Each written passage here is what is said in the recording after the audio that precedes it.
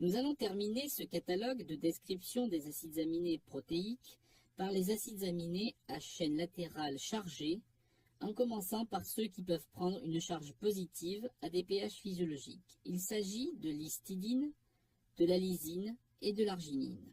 L'histidine comporte une chaîne latérale de nature imidazole.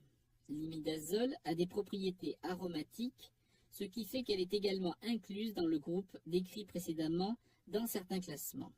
L'imidazole est une base au sens de la définition de Bronsted-Lowry, mais le pKa de la chaîne latérale est légèrement acide, avec un pKa de 6, pour des milieux physiologiques, c'est-à-dire un pH 7,5.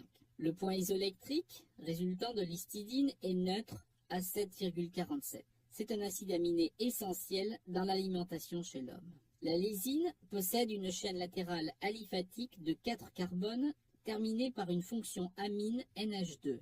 Cette fonction est ionisable à pH acide et la lysine est généralement chargée positivement dans les milieux biologiques.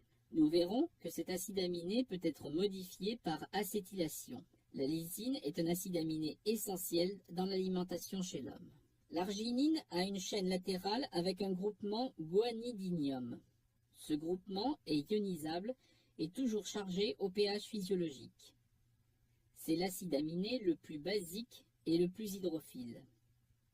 Il est impliqué dans le cycle de l'urée et donc dans le contrôle des composés azotés de l'organisme. Il s'agit d'un acide aminé essentiel dans l'alimentation chez l'homme. Le dernier groupe d'acides aminés est ceux à chaîne latérale chargée négativement à des pH physiologiques. Il s'agit de l'acide aspartique et de l'acide glutamique. L'acide aspartique a une chaîne latérale courte terminée par une fonction acide carboxylique.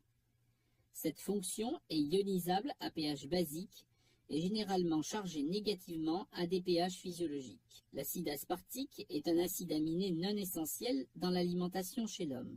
Comme l'acide aspartique, l'acide glutamique possède une petite chaîne latérale aliphatique, mais cette fois composée de 2 carbones, terminés par une fonction acide carboxylique. Cette fonction est ionisable à pH basique, et l'acide glutamique est généralement chargé négativement à pH physiologique. L'acide glutamique, outre son rôle comme constituant des protéines, est aussi un neuromédiateur, ainsi que l'acide gamma-aminobutyrique, ou GABA, qui en dérive. L'acide glutamique est un acide aminé non essentiel dans l'alimentation chez l'homme.